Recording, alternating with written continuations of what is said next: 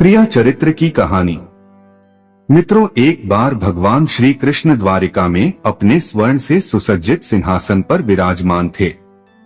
तभी देवर्षि नारद जी जाप करते हुए भगवान श्री कृष्ण जी के पास पहुंच जाते हैं और उन्हें प्रणाम करते हुए कहते हैं, हे भगवान, आपको नारद का प्रणाम है, आप मेरे प्रणाम को स्वीकार कीजिए।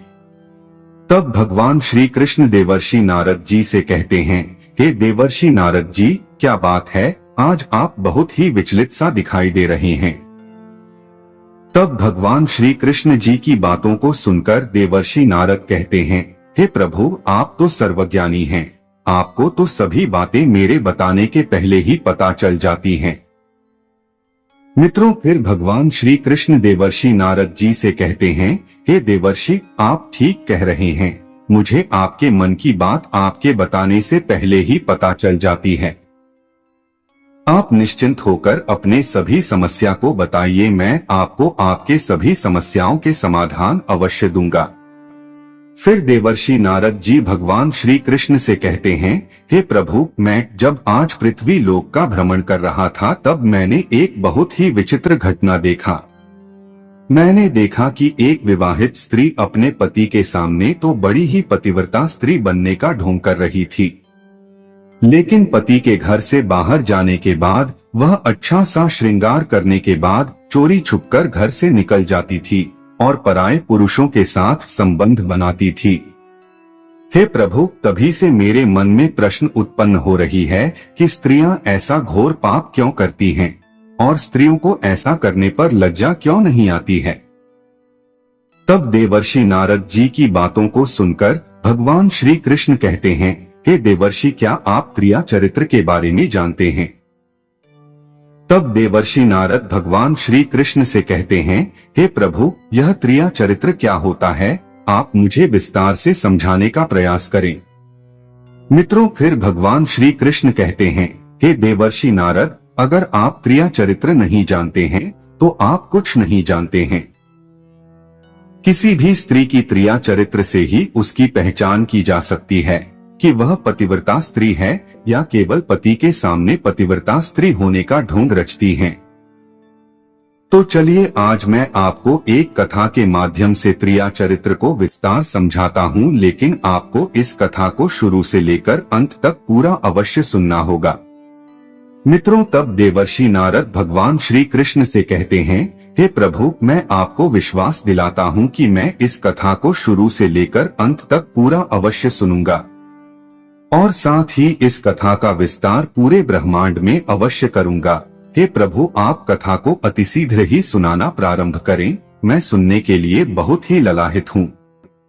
मित्रों, फिर भगवान श्री कृष्ण कथा को सुनाना शुरू करते हैं।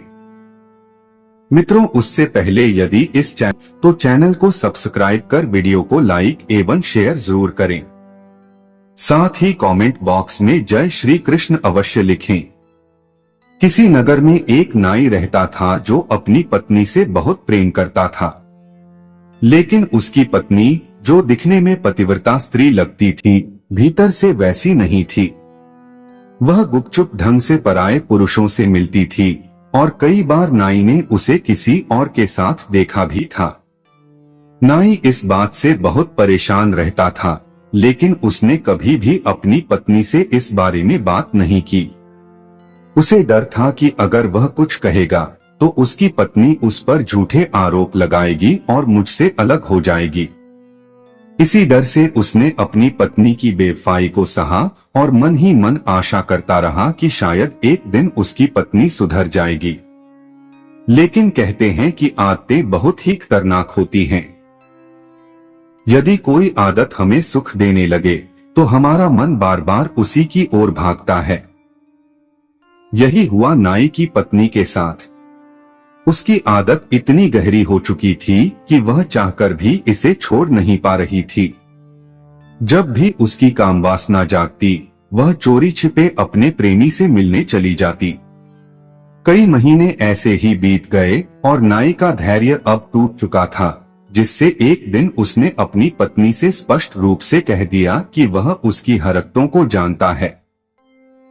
मित्रों, फिर उसने उसे चेतावनी दी कि अगर वह बिना बताए किसी और से मिलने गई तो वह उसे घर से निकाल देगा। तब नाई की कठोर बातें सुनकर उसकी पत्नी ने विलाप करते हुए माफी मांगी और वादा किया कि वह आगे से कभी ऐसा कुछ नहीं करेगी। फिर समय बीतता गया और नाई ने सोचा कि उसकी पत्नी सचमुच सुधर गई है। मित्रों, लेकिन कहावत है, बंदर कभी छलांग लगाना नहीं भूलता। इसी तरह एक दिन नाई अपनी दुकान पर गया, लेकिन उसे याद आया कि वह अपना सामान घर पर ही भूल आया है। वह जल्दी से घर की ओर लौटने लगा। तब रास्ते में उसने देखा कि उसकी पत्नी अच्छे से सज-धज कर कहीं जा रही थी। वह अपनी पत्नी की ओर बढ़ने लगा, लेकिन जैसे ही उसकी पत्नी ने उसे देखा, वह डर गई और तुरंत वापस घर की ओर भागी। नाई भी उसके पीछे पीछे घर पहुंचा और देखा कि उसकी पत्नी घर में सफाई कर रही है और उसने साधारण घर के कपड़े पहन रखे हैं। यह देखकर नाई उलझन में पड़ गया, लेकिन उसे पूरा यकीन था कि उसने रास्ते में अपनी पत्नी को ही देखा था, लेकिन अब वह अपने ही सामने उसे घर में देख रहा था। वह समझ गया था कि उसकी पत्नी फिर से अपने प्रेमी से मिलने के लिए जा रही थी, लेकिन उस दिन उसने कुछ नहीं कहा। मित्रों, फिर एक दिन नाई के घर के सामने से एक साधु गुजर रहा था। तब साधु ने दरवाजा खटखटाया। फिर थोड़ी देर बाद नाई ने दरवाजा खोला और देखा कि एक तपस्वी साधु उसके सामने खड़े हैं, जिनके ललाट से तेज प्रकाश निकल रहा था। नाई ने साधु को घर के अंदर बुलाया और उनका विधिपूर्वक स्वागत किया। साधु ने कहा, हे पुत्र, तुम बहुत दयालु हो। मैंने तुमसे ज्यादा दयालु व्यक्ति पहले कभी नहीं देखा। मेरा निवेदन है कि क्या मैं कुछ दिनों के लिए तुम्हारे घर में ठहर सकता हूँ? इसके बाद मैं चला जाऊंगा। नाई ने साधु की बात सुनकर कहा, हे मुनिवर, यह तो आपका बड़प्पन है। आप जितने दिन चाहें मेरे घर में रह सकते हैं। आपको कोई तकलीफ नहीं होगी, यह मेरा वादा है। यह सुनकर साधु बहुत प्रसन्न हुए, लेकिन उधर नाई की पत्नी साधु के घर में आ जाने से परेशान हो गई और वह सोचने लगी कि साधु के रहते वह अपने प्रेमी से कैसे मिल पाएगी। फिर एक दिन रात के समय जब सभी लोग गहरी नींद में थे, तब नाई की पत्नी चोरी छिपे घर से बाहर जाने की कोशिश करने लगी। तभी नाई की नींद खुल गई और उसने अपनी पत्नी को रंगे हाथ पकड़ लिया और गुस्से में आकर उसने अपनी पत्नी को खंभे से बांध दिया ताकि वह अपने प्रेमी से मिलने न जा सके। उसने उसे इतनी कसकर बांधा कि उसकी पत्नी अपने हाथ पैर हिला भी नहीं पा रही थी। नाई बार बार उससे एक ही बात कहता, मैं तुझे तभी छोड़ूंगा जब तू मेरी कसम खाकर वादा करेगी कि अब कभी किसी पराये पुरुष से मिलने नहीं जाएगी। मित्रों, लेकिन उसकी पत्नी कोई जवाब नहीं दे रही थी। वह जोर जोर से रो रही थी। वह विलाप करते हुए कह रही थी, मेरा पति बहुत निर्दयी है। वह मुझ पर विश्वास नहीं करता और मुझे बहुत मारता है। दोस्तों, इस तरह कई घंटों तक उसकी पत्नी रोती रही, लेकिन नाई को उस पर थोड़ी भी दया नहीं आई। वह बार बार अपनी पत्नी से कहता रहा कि वह पराये पुरुष से न मिले, लेकिन उसकी पत्नी उसकी बात मानने को तैयार नहीं थी। मित्रों, तब थोड़ी ही देर बाद उस नाई को नींद आ जाती है और वह उसे खंभे में बांधकर ही सो जाता है। फिर थोड़ी देर बाद उस नाई की पड़ोसन उसकी पत्नी के पास आ जाती है, क्योंकि उसकी पड़ोसन को भी रात में नींद नहीं आती थी और वह भी अपने पति से चोरी छिपकर अपने प्रेमी से मिलने जाती थी, इसलिए वे दोनों सखियां बन गई थी। मित्रों, जब उसने देखा कि वह उसकी सखी को किसी ने एक खंभे में रस्सियों से बांध दिया है, तब उसने उस नाई की पत्नी से पूछा कि अरे बहन, तुम्हें इस खंभे में इतनी रस्सियों के साथ कसकर किसने बांध दिया है? फिर वह नाई की पत्नी अपनी उस पड़ोसन से विलाप करती हुई कहती है कि बहन, क्या बताओ तुम्हें, आज रात मैं जब अपने पति से चोरी छिपकर घर से बाहर निकलकर अपने प्रेमी से मिलने जा रही थी, तब मेरे पति ने मुझे रंगे हाथ पकड़ लिया और मुझे बहुत मारा पीटा। उसके बाद इस खंभे में रस्सियों से बांध दिया है। मैंने अपने पति से रस्सियां खोलने के लिए बहुत कहा और उसके सामने झूठे आंसू भी बहाए, लेकिन वह बिल्कुल भी नहीं पिघला। उसे मुझ पर थोड़ी सी भी दया नहीं आई। उस समय वह पत्थर की तरह हो गया था और मुझसे बार बार एक ही बात कह रहा था कि मैं तेरी रस्सियां अवश्य खोल दूंगा, किंतु तुझे मुझसे एक वादा करना होगा कि आज के बाद से तुम बिना बताए घर से बाहर नहीं निकलोगी। लेकिन मैं भी ढीठ थी, मैं एकदम काम वासना से लिप्त थी, इसलिए मैंने उसकी एक भी बात नहीं मानी, बल्कि उसके सामने विलाप करती रही। इसलिए उसने मुझसे क्रोधित होकर मुझे यूं इस खंभे से बंधा हुआ छोड़कर ही सो गया। मित्रों, फिर भगवान श्री कृष्ण कहते हैं, हे देवर्षि नारद, उस नाई की पत्नी ने अपनी पड़ोसन से कहा, अरे बहन, क्या तुम मेरी मदद करोगी? तब पड़ोसन ने जवाब दिया, किस काम में मदद चाहिए बहन? बस मुझे बताओ। फिर नाई की पत्नी बोली, मुझे तुमसे एक ही मदद चाहिए, तुम मेरी रस्सियां खोल दो और मेरी जगह थोड़ी देर के लिए इस खंभे से बंधी रहो। जब मैं अपने प्रेमी से मिलकर वापस आऊंगी, तब मैं तुम्हारी रस्सियां खोल दूंगी और तुम मुझे खंभे से बांध देना। लेकिन ध्यान रहे, अगर मेरा पति तुम्हें कुछ भी बोले तो उसे सहन कर लेना और जवाब मत देना, साथ ही अपना चेहरा साढ़े पल्लू से ढक लेना। फिर पड़ोसन ने उसकी बात मान ली और नाई की पत्नी की रस्सियां खोल दी और फिर नाई की पत्नी ने उसे खंभे से बांध दिया और प्रेमी से मिलने चली गई। उधर पड़ोसन खंभे से बंधी रही। उसने बड़ा सा घूंघट डाल रखा था ताकि कोई उसे पहचान न सके। इस पूरे दृश्य को एक साधु देख रहा था, जो पास की चारपाई पर लेटा था, लेकिन उसे कोई देख नहीं पा रहा था। वह साधु यह देखकर हैरान था कि यह क्या हो रहा है। मित्रों, फिर थोड़ी देर बाद नाई नींद से जागा और अपनी पत्नी को देखते हुए कहा, अरे पापी स्त्री, अगर तू मेरी कसम खाकर वादा करे कि फिर कभी अपने प्रेमी से मिलने नहीं जाएगी, तो मैं तेरी रस्सियां खोल दूंगा। अगर ऐसा नहीं करेगी तो मैं सुबह ही तेरी रस्सियां खोलूंगा। फिर नाई की पत्नी की जगह खंभे से बंधी उसकी पड़ोसन कुछ नहीं बोली। उसकी चुप्पी देखकर नाई को गुस्सा आ गया और उसने क्रोध में आकर एक धारदार चाकू उसकी ओर फेंक दिया, जिससे पड़ोसन की नाक कट गई। लेकिन उसने नाई से एक शब्द भी नहीं कहा, जैसा कि नाई की पत्नी ने उससे कहा था। मित्रों, फिर नाई दोबारा सो गया। जब नाई की पत्नी अपने प्रेमी से मिलकर वापस लौटी तो उसने देखा कि उसकी पड़ोसन की नाक कटी हुई थी। वह चिंतित होकर पूछी, अरे बहन, तुम्हारी नाक किसने काट दी? फिर पड़ोसन ने सारा वृतांत सुनाया और कहा, जब तेरा पति नींद से उठा तो उसने मुझसे कहा कि अगर मैं वादा करूं कि कभी अपने प्रेमी से मिलने नहीं जाऊंगी तो वह मुझे छोड़ देगा। लेकिन मैंने कुछ नहीं कहा। जब मैं चुप रही तो उसे गुस्सा आया और उसने मुझे अपनी पत्नी समझकर चाकू फेंक दिया, जिससे मेरी नाक कट गई। मैंने दर्द सहन किया, लेकिन तेरे कहे अनुसार एक शब्द भी नहीं बोली और तेरे पति को यह महसूस नहीं होने दिया कि मैं उसकी पत्नी नहीं बल्कि कोई और हूँ।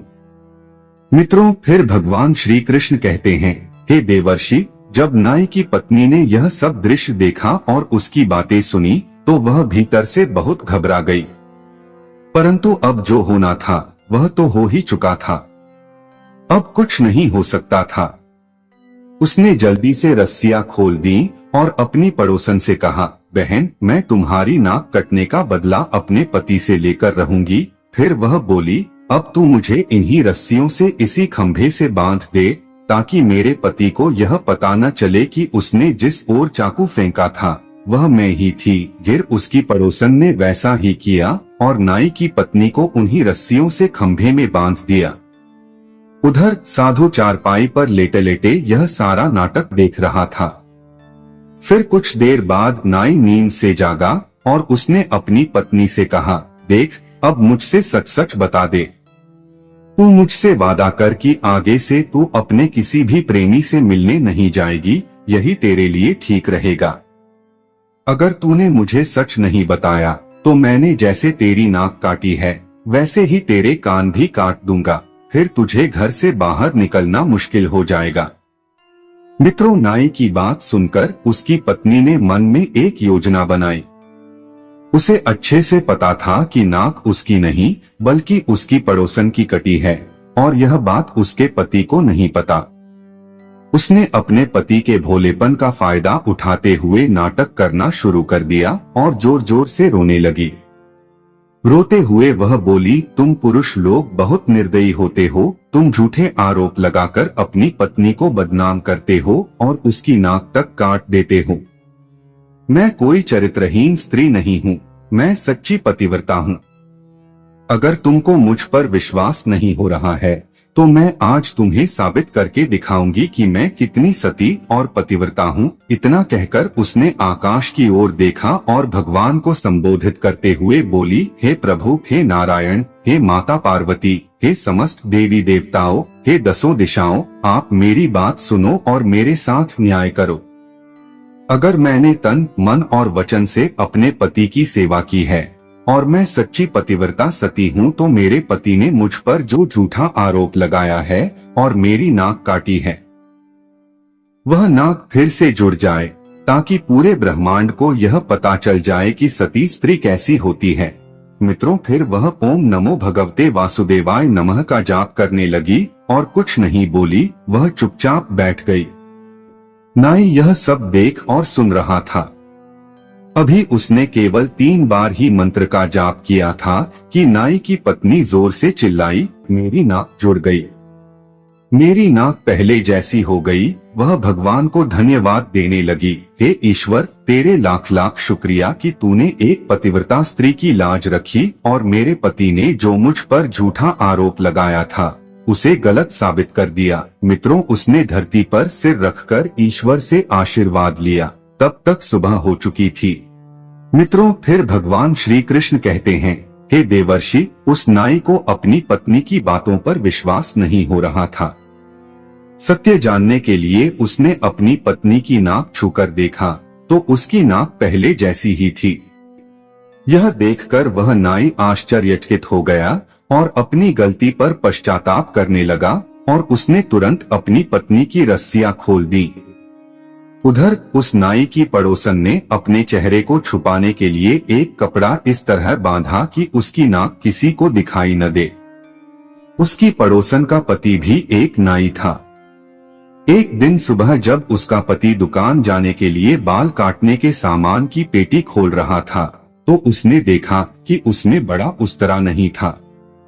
उसने अपनी पत्नी से कहा, सुनो, बड़ा उस्तरा तो ला दो। लेकिन उसकी पत्नी, जो अपनी नाक कटने के कारण क्रोधित थी, गुस्से में आकर अपने पति की ओर धारदार चाकू फेंकते हुए बोली, ये लो तुम्हारा उस्तरा। उसके पति ने क्रोध में आकर पेटी में से सबसे छोटा उस्तरा निकाला और अपनी पत्नी की ओर फेंक दिया। यह देखकर उसकी पत्नी का षड्यंत्र सफल हो गया। वह यही चाहती थी कि उसका पति उसे कुछ फेंके ताकि वह उसे चरित्रहीन साबित कर सके। उसने जोर जोर से विलाप करना शुरू कर दिया और कहने लगी, मेरे निर्दयी पति ने मेरी नाक काट दी। उसकी आवाज सुनकर पड़ोसी इकट्ठा हो गए और जब उन्होंने देखा तो उसकी नाक कटी हुई थी और उसके हाथ में छोटा उस्तरा था। उसने सभी से कहा, मेरे पति ने मुझे चरित्रहीन बताकर मेरी नाक काट दी है। यह सुनकर लोग नाई पर क्रोधित हो गए और उसकी पिटाई कर दी। मित्रों, फिर भगवान श्री कृष्ण कहते हैं, हे देवर्षि नारद जी, जब यह बात नगर के राजा तक पहुंची तो राजा ने अपने सैनिकों को आदेश दिया कि नाई और उसकी पत्नी को बंदी बनाकर राजमहल लाया जाए।